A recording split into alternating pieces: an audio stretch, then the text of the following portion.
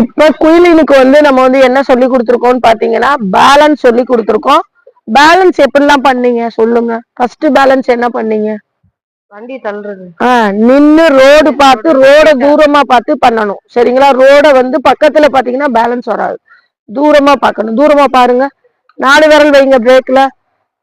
4 விரல் வைங்க. நேரா ரோடு பாருங்க. தூரமா பாருங்க. வண்டியே சாய விடக்கூடாது எக்காரணத்தை கொண்டும். சரிங்களா? Okay, super. நேரா ரோடு பாருங்க. அழகா பேலன்ஸ் பண்றீங்க. சூப்பர்.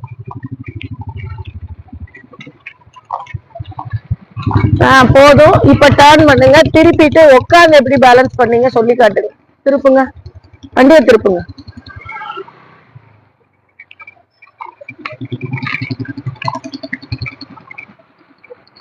பிரேக்க பிடிங்க. பிரேக்க பிடிச்சு ஏறுங்க. எப்பயுமே பிரேக்க பிடிச்சுதான் ஏறணும்.